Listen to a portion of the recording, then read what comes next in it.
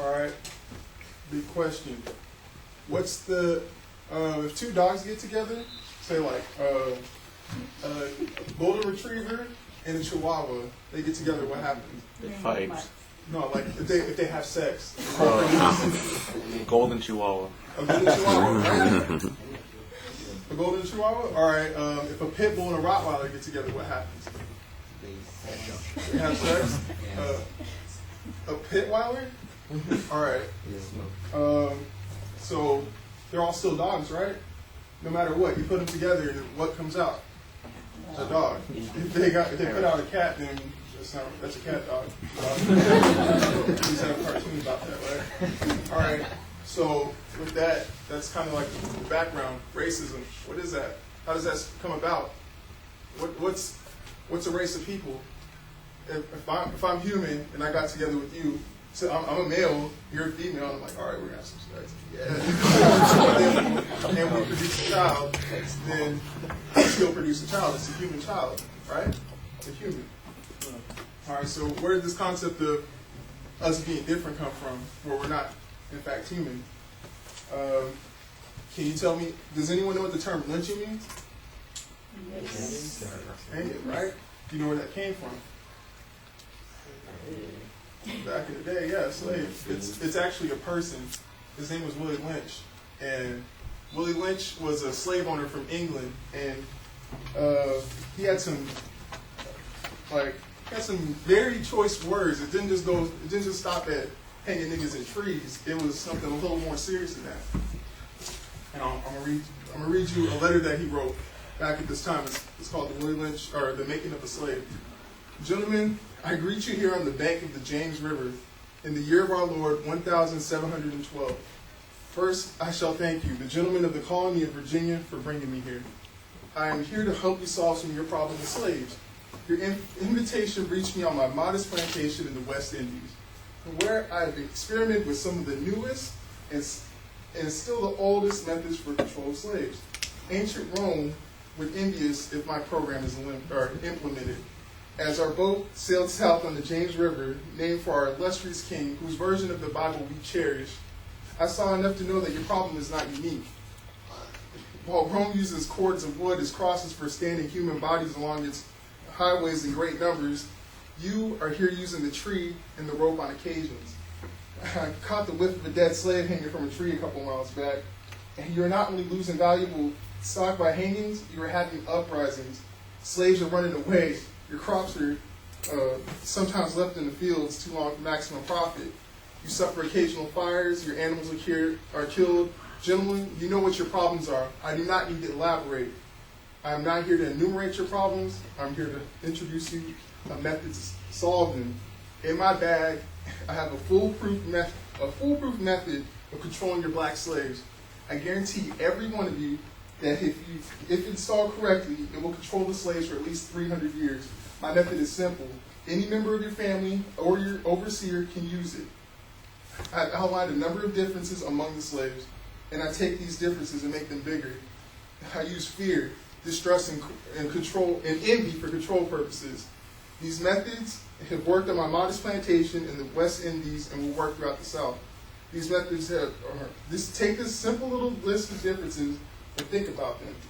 On top of my list is age, but it's there only because it starts with an A. The second is color, or shade. There's intelligence, size, sex, sizes of plantations, status on plantations, attitude of owners, whether the slaves live in the valley, on a hill, east, west, north, south, have fine hair, coarse hair, or is tall or short. Now that you have a list of differences, I shall give you an outline of action. Before that, I shall assure you that distrust is stronger than trust, and envy stronger than adulation, and respect or admiration. The black slaves, after receiving this indoctrination, shall carry on and will become self-refueling and self-generating for hundreds of years, maybe even thousands. Don't forget, you must pitch the old black male versus the young black male, and the young black male against the old black male. You must use the dark-skinned slaves versus the light-skinned slaves. You must use the male versus the female, and the female versus the male. You must also have white servants and overseers who distrust all blacks. but it is necessary that your slaves trust and depend on us. They must love and respect and trust only us. Gentlemen, these kits are your keys. Use them. Have your wives and children use them. Never miss an opportunity. If used intensely for 1 year, the slaves themselves will remain perpetually distrustful. Thank you, gentlemen. All right. That's pretty intense, long. You probably weren't paying attention all the way through, and I don't expect you to. But what you need to understand is that it's still going on. That's the foundation upon which all this is built. So where does racism start? With a letter that's pretty long and tense. You're like, damn, you go through all that to try and keep some folks down? Yeah.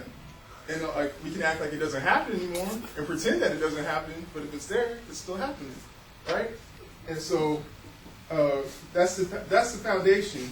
And so I'm going to illustrate the tactics that are used then, which are all those things. That's what's being built upon. This is the method of attack to like how it's still happening today. And the credibility statement is the fact that I'm living it. This is life. This is reality. I could be like, oh, well, I'm just saying this stuff. Like, oh, that person's just racist. I'm going to play the black card. Like, I got a pack of cards in my back pocket. Like, hey, just slap them on the table. That's my black card. But really, if let's see, here's something to consider. If I slapped your grandmother, would you be like, that's cool, but you just slapped my grandma. Yeah, go ahead.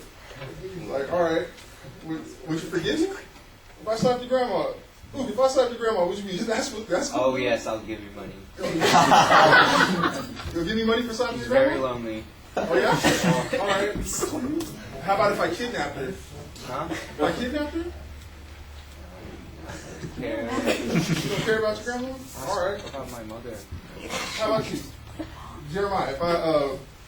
If I kidnapped your grandmother, raped her, beat her, killed her brothers and sisters, would you be cool with that? No. Not at all? No. All right. Would you forget it? No. Would you forgive me? No. Never? All right. Well, let's see. What happens if I taught you that as you grow older, like, let me see, as her kids grow older, that she's going to be subservient to me. So not only does she get that as she continues to recover from that, she'll be reminded of that experience. What happens if I remind you, like, hey, yo, I did all that. Check it out. Go with it, right? Yeah.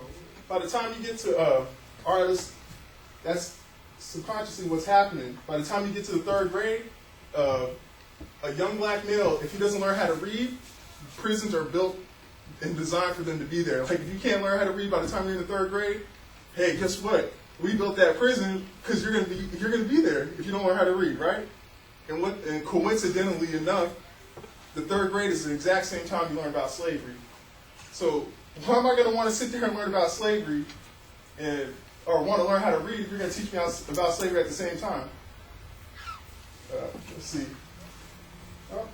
Well, the conclusion is stop being racist and learn what it is to have a soul. That's it.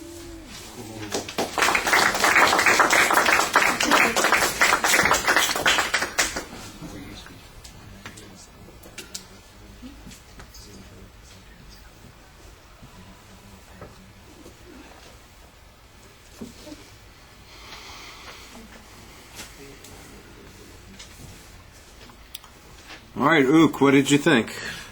Well, his obvious emotional connection to the subject was something interesting to look at, and he had just, as far as what I've seen, he just had one source of a brick quote that he attributed his information from, and that was kind of a stretch, but it was relevant and was an interesting information, so it wasn't like a total bore. The effects of his trying to get us participated in the speech was I think was quite effective, and overall was an interesting speech.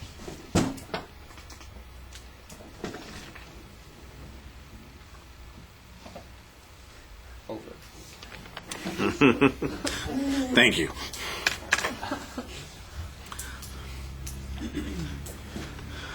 All right. Well, I think that the opening with the dog analogy is a little convoluted, and it goes on for a while. And then it turns out that that's the introduction to the introduction, because then we've got the whole discussion of Lynn